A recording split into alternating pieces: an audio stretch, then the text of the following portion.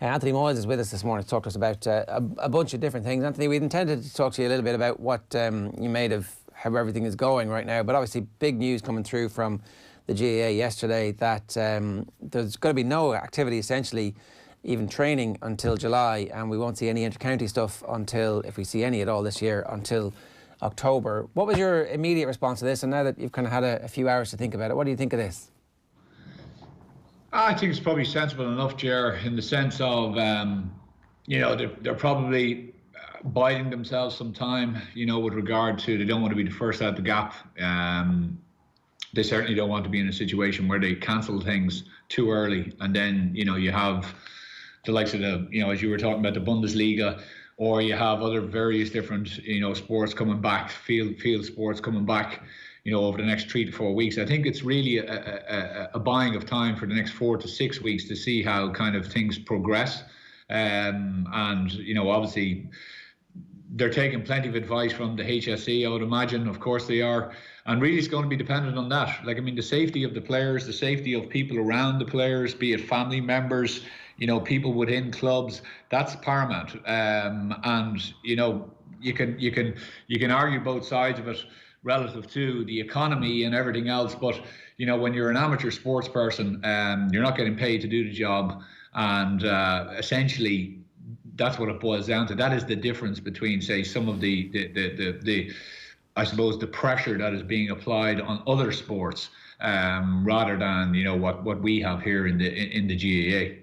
Yeah, the point is made in various places this morning that the pressure on the other sports is that they have massive outgoings in terms of they're paying players salary, but they're not getting any return on that. They're not getting the sponsorship deals. They're not getting the TV rights unless those games actually do happen. So you can see in the GAA that they do have expenses and running costs for their staff, but it's nowhere near the tens of millions that it would be for a Premier League club or a Bundesliga club, for example.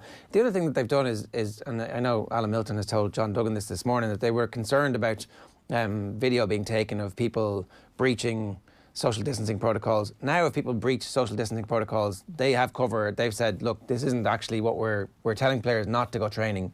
We're telling players to do to abide by the rules. It's fair to say that with the guidelines that have been published, that you will see players joining each other at some point in June, having puck rounds and kick rounds, and nobody's going to bat an eyelid now because we know that that's officially what you are allowed to do, but it's not on a GAA pitch and there's not somebody there blowing whistles. And actually, maybe that makes a bit of sense too. Yeah, there's the question you ask and what you pose is probably a bigger thing with regard to insurance, and the whole aspect of insurance in lots of various different aspects of life, be it from business and, businesses closing down, from, different careers being just halted, on a whim, and then bang, we're just stopped and people have just had to readjust. The GAA don't want to obviously be exposed, potentially exposed to something happening, and someone being able to retrace that back to a specific training session or a game that occurred or whatever it was, and some person lost their lives due to, the contracting of coronavirus. So it's a very sticky wicket for them, and it's a very sticky wicket for lots and lots and lots of different situations, different sectors and different businesses, obviously, but no more so than what they have. I think there's a lot of people, so there's two from what I can see, there's some people who are just looking for clarification, and a lack of ambiguity, and kind of saying, listen, can you come out and just tell us whether it's going to be done for the year or not? You do feel for, say, managers, and especially inter-county managers who are trying to keep guys ticking over. You obviously feel for players. Guys just want to get out, and people just want to get back out on the pitch and, puck balls or kick footballs, etc., etc. But that's kind of the same for every person in Joe Public. People want to get out and go for walks. People want to go out and do various things, visit their relations. So there has to be give and take in all aspects of life, and all sectors and all various walks of life at the moment. But so you have the clarification point. But also then you have the other side of it, which is obviously the health aspect, and the fact that they don't want to come out and be too early, as I just said, about shutting something down, and then kind of saying, well, actually, we could, if we waited 2 months, we probably could have got something in. Personally, I don't think there's going to be any. I don't think there's going to be anything happening this year. I think it's fanciful to think it will be. Maybe they would be better served just putting a line in it. And just saying no, it's done until next year, and just like let everyone get back to what they need to get back to. But I can't see it happening, Jared, to be honest. I can see definitely why you and a lot of people do feel that way. The one thing that would give me a little bit of hope is how well Australia and New Zealand have managed and how quickly that scenario has changed. Now, obviously, they're completely different scenarios. They had a different approach to lockdown. They had a different governmental approach, and they've hit a point where they flattened the curve much quicker than anybody else has. If, for example, we were to begin to catch up relatively quickly, though, if in September we were where they are now in May, would you still feel the same at that point? I think I would, Jerry, because my major worry on this whole thing, and listen, I'm no medical or health expert or anything like it, but my major worry from what I see in my day job is that we potentially could be, in a situation where, like, this isn't going away, right? A vaccine, people are talking about a vaccine in 6 months. The fastest ever vaccine from pillar to post was done in 4 years. That's the fastest ever on record. So this is going to be, even with all the money and even with all of the vested interests throwing everything they can at it, I think it's going to be 2 years, if at all, right? So what way do they do it? Well, it's going to be about treatments, antiviral, various different treatments that will basically help you and try to get you back on the path if you do test positive for coronavirus. The big thing is obviously testing. And I think the big thing and the big failure at the moment, and kind of where we're going around scratching, I suppose, when you talk about Ireland versus Australia and New Zealand, it's resources. I don't really see, we spoke and there was various different iterations put out over the last 4 or 5 weeks that we'd be doing 100,000 tests a week, or we'd be doing this, or we'd be doing that, and we're going to check for antibodies in people. None of that has really occurred. Like, I know personally people who went for tests, who went to their GPs early on in this stuff and were told, well, listen, actually, the GP said, yes, I think you should go for a test. And then the criteria changed. And those people are still kind of scratching their heads going, well, have I recovered from it? Did I have it? Did I pass it on to someone? Have I any antibodies built up? Can I go back out into public? So there's still so many different questions. We still don't know whether you can get it again if you did have it. And, we talk about, say, you and I would be big NFL fans. Like, the NFL are really trying to push to try to get it back on. But that's a completely different scenario. They'll probably test guys maybe once or twice a week, which is basically what you have to do. Like, I mean, there's no point just testing you once and saying, okay, you're great, because you could get it literally 2 hours later from someone. So I think my worry would be come November, come flu season, later on this year, that we have a reoccurrence of this, and that the coronavirus basically, that it just stays in the system and it stays knocking around. And although, kind of heat and it has been shown that, UV rays, et cetera, it does help to reduce it in the open air and all those different things, but that it comes back and you have damp again and you have people living indoors again and it's getting dark and it's getting short days and all that stuff, and the flu season kicks in, and with it a rise of this happens, and actually perversely we end up opening things back up when we're actually coming into the most vulnerable time of the year, shall we say. So it's a worry. I think, like, my personal wish is that, we start to try to get ahead of this rather than reacting to this thing, that, anyone in government or anyone in any kind of sense of authority, that instead of reacting, and I think they are, I think the health people are trying to get ahead of it. The first major thing was, let's get into a situation where we have enough ICU beds that we're not overwhelmed. I think we've got to that point. As they start to unlock, there is no doubt in my mind that the cases are going to spike. It is going to happen. And I think people should be told that look, this will happen, this will occur. We know that there's a very vulnerable category, and those people unfortunately may have to cocoon for 12 months. They may just have to be literally, put into a situation where they're taken out of harm's way. And that's not to be callous or cold about it.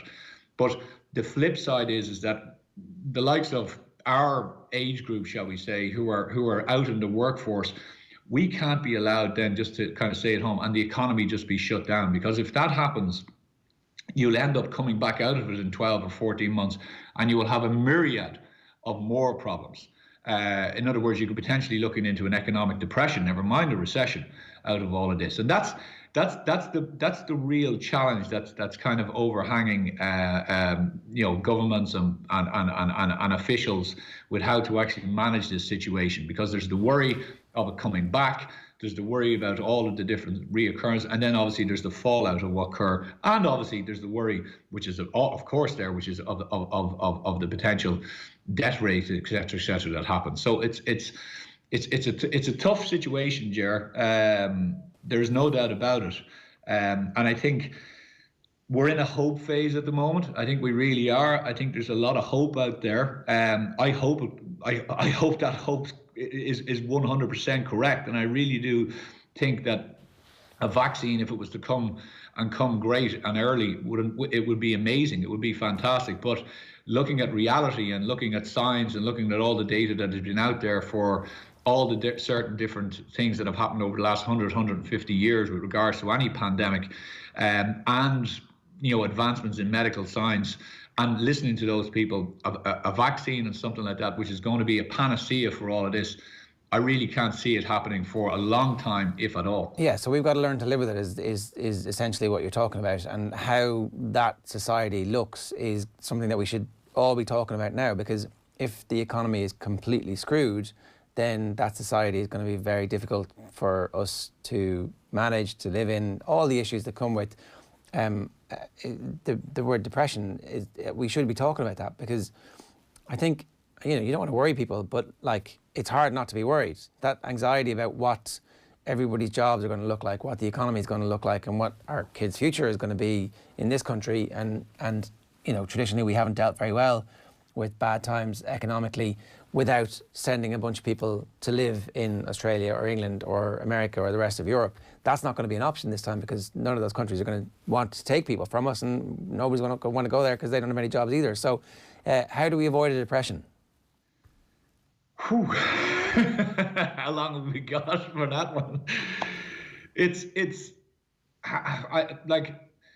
You don't want it. This is we're 10 to 9 in the morning. We don't want people kind of going getting too worried about things. But in my day job, part of it, large part of it is obviously analysing risks that may occur, and we tend to look 6 to 12 months ahead. The stock market, for example, and different things have kind of rallied really hard because of all of the money that has been pumped into the system over the last 4 to 5 weeks, which is, some people will sit on one part of that argument and say, oh, you need to let free markets happen, where others will say, no, you need to do this because you need to save companies and you need to kind of kickstart economies. There's a lot of worries about, well, what is the moral hazard of that down the line, in 2 years' time or 3 years' time or whatever it is. But, my kind of feeling is, well, we'll face that when we face it. I think everyone has to deal with the reality of what's happening at the moment. And to your point, I think we're going to just have to learn to really live with this. We are going to have to let large parts of the society to get back out there and work. Because, as I say, if we do not, you can't rely on stimulus all the way. There's plenty of talk about Bewley's in the papers yesterday and today. They are certainly not going to be the only company that's going to be boarded up. I drove through the city this morning in Dublin, and it's depressing. And there's going to be loads of places boarded up even when we come out of this. And the landscape is going to be very different. The landscape of business is going to be very different. I was thinking about you guys, the way you guys did, even this show, and how it's a massive move away from radio. I don't think you had coronavirus in mind when you did it. Of course you didn't. But technological advancements, how people consume lots of things, from not only food and drink, but how they consume their entertainment, how they consume their sport. I heard Owen there talking about, if you got a package together. There's no doubt in my mind that virtual reality is going to come into play in the next number of years, that you'll be sitting in your sitting room, and if you wanted to watch Real Madrid versus Barcelona, you will literally, be able to enjoy that as a fan, literally like you were sitting in the Bernabeu. You will be able to have all of the atmosphere around you. You'll be sitting there drinking your favorite beer or having a cup of coffee, whatever you want to do. If you want to enjoy music, you'll be at a concert, wherever it is, but it'll be virtually streamed into your sitting room. All of these things, there's going to be pros and cons of this. Some businesses are going to absolutely fly it because of this thing, but some businesses are going to fail. And in most seismic changes, and unfortunately in most recessions/depressions, what happens is there's a seismic shift in something to do with industry. I think this began in 2008, 2009. I think it was saved because it got quite scary, and I think the policymakers saved it. But I think the remnants of it have remained, and I think the coronavirus was a tipping point. And I think things are going to change. Industry is going to change. Are you going to have 400 people sitting in an office on Stephen's Green anymore? Maybe not. You might only have 50 to 100, and 200 people will be working from home. Is education going to change? Are people going to be sending their kids to school if this coronavirus lasts for the next 4 to 5 years, or will you have much more tutorage at home? There's lots and lots and lots of different things, Ger, but I think we have to really start to think about, well, how are we going to live with this?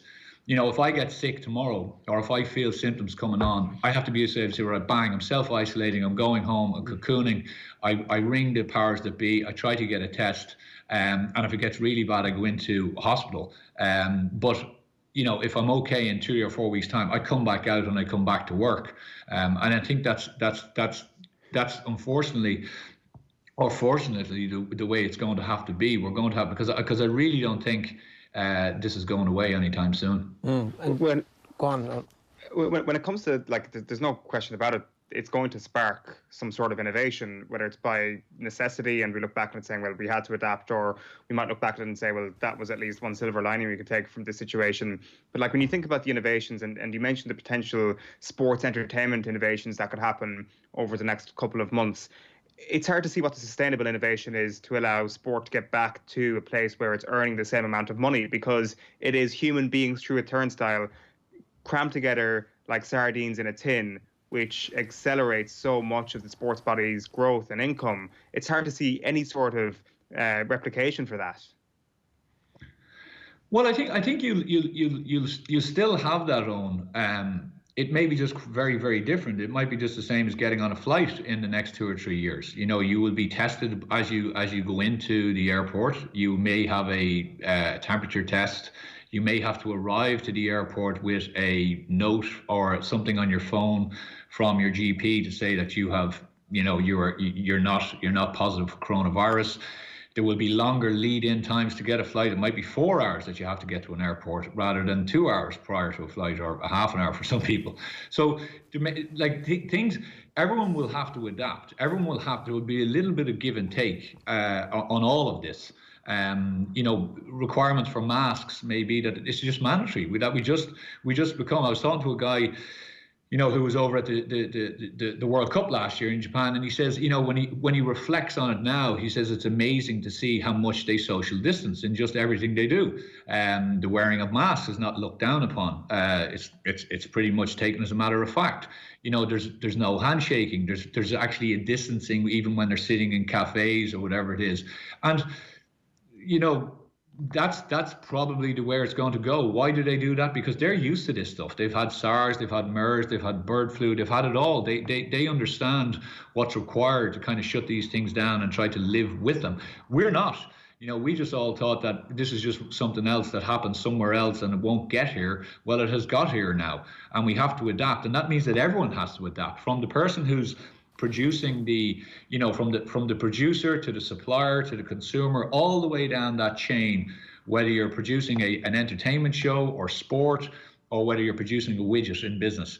Everything has to adapt, and everyone has to probably, over the next 6 to 9 months, everyone probably has to take a bit of pain, and everyone has to share the pain. I'm not sure that will happen, unfortunately, but it would be great if they did.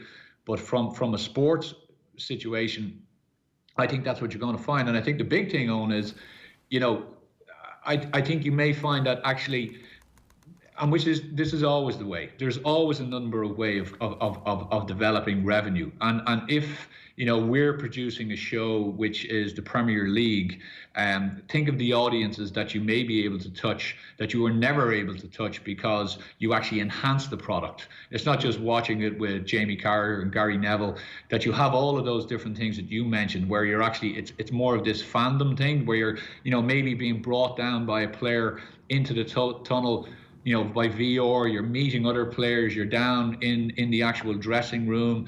There's so many things they could do. There really are. There's so many things. And I know there's companies now at the moment in the States, quoted companies, big companies, who are looking at trying to tie everything in together in the sense of, you know, through your Facebook or through whatever you use, your Instagram, you know, they'll know that Jer is into certain types of music or certain types of sport, and they'll be not flooding him with information, but they'll be trying to entice him in to watch this thing here or that thing there.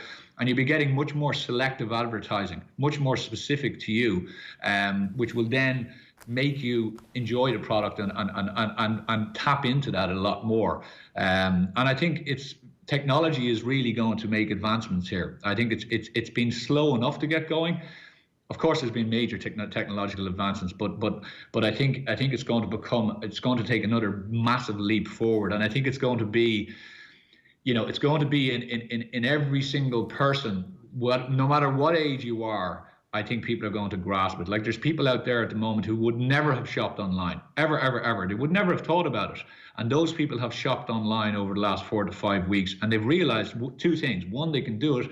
And secondly, actually, it's really easy to do it. And it's pretty efficient. So will they go down to their, you know, local shopping center and potter around for 3 or 4 times a week? Or will they just shop online and maybe only go down once a week?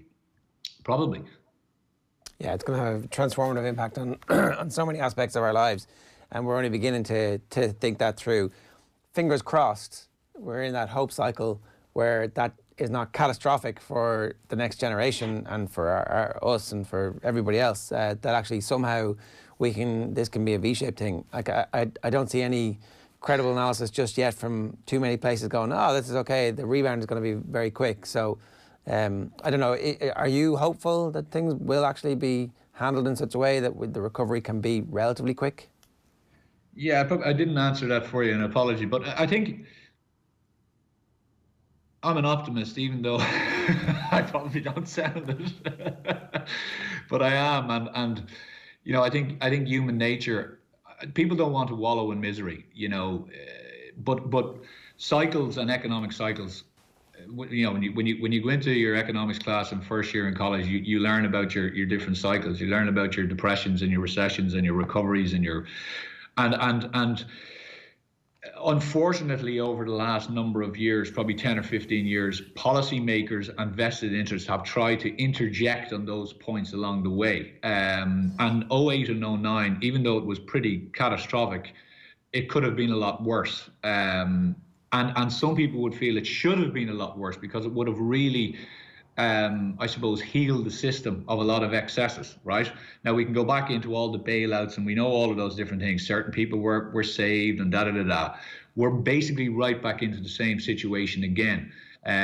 So no more than the airline business in America. You know, Boeing and a number of other companies were doing massive share buybacks, not to get too businessy about this, but they were spending billions of money all the way through to the end of December, buying back their own shares because they basically had nothing else to do with the money.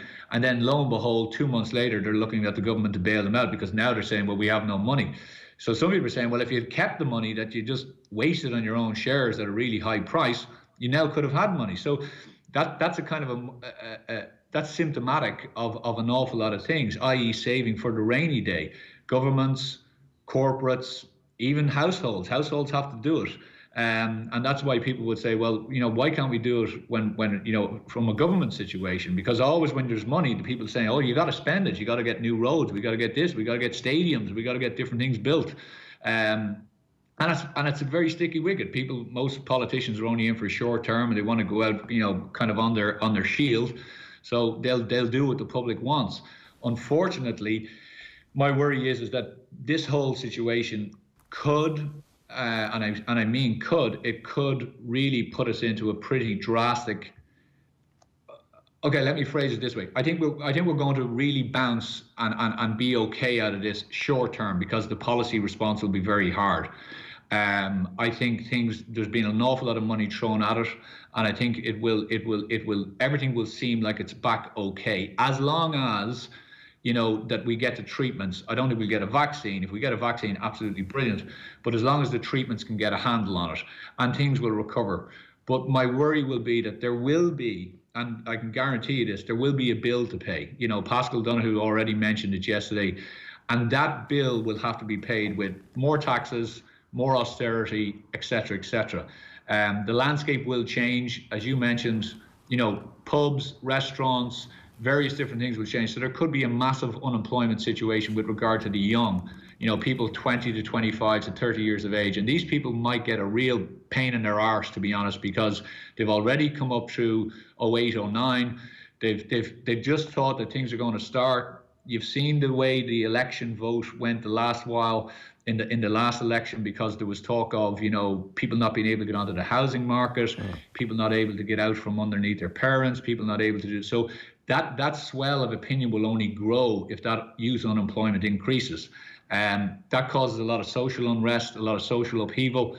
But fingers crossed, we can avoid that. And the major thing is that the austerity isn't too much, that people put on the jersey and say, okay, we need to do this, but if we do it for a certain amount of time, it's a credible plan and we will get out of this.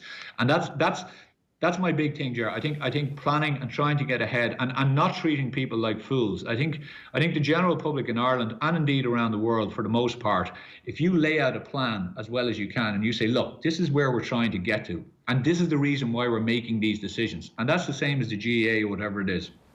This is the reason why we're making these decisions. And if we change now and do things, well, then we will get there, and it will lessen the burden on everyone. And it may be a bit of a shock to people, but I think people would appreciate, okay, this is where we're going to go. Rather than coming out with glib statements of, oh, there's going to be a bill to pay, what does that mean? Everyone knows it's going to be, but does that mean that tax is going to go through the roof? Does that mean that we're going to have loads of austerity again? Yeah. They essentially don't know. So until you know, don't make statements like that. And it kind of goes back to the GAA. Like, I would be taking this opportunity if I was in the auspices of the GAA.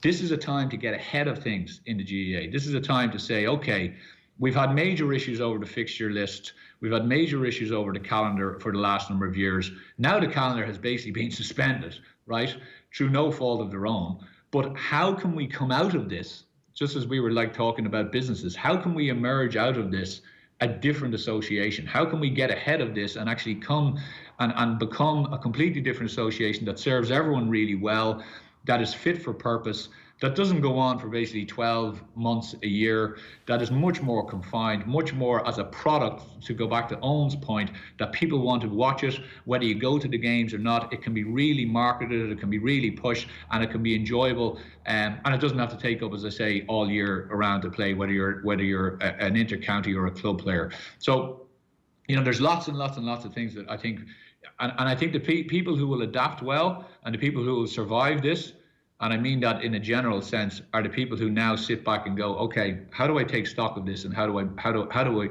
in every part of my business or even my own personal life, what's good and what can I shed and what can I change to move forward? Yeah, don't miss the opportunity of a crisis. Anthony, great stuff this morning. Thanks a million for joining us. No bother, lads. Cheers. 0879 180 180 is the number to WhatsApp if you've got some views or questions for us here on OTB AM this morning. We're going to take a quick break. We're back with a How's the Head, and we're also going to talk about what the referees are getting up to at the moment. OTB AM. This is OTB Sports Radio. The OTB Brief. Everything you need to know about sport every morning. Need to get on top of the day's sports news? Well, the OTB Brief is the only sports update you'll need every morning. With all the breaking stories, post-match reaction. They had one more day to rest. We were really in trouble to build the team. And the best bits from off the ball, all in a 10-minute podcast. Oh, sweaty palms. Of course, you guys know what it's like, but that was nervy, yeah. The OTB Brief, online every morning from 7 a.m. on offtheball.com, the Go Loud app, and everywhere you get your podcasts.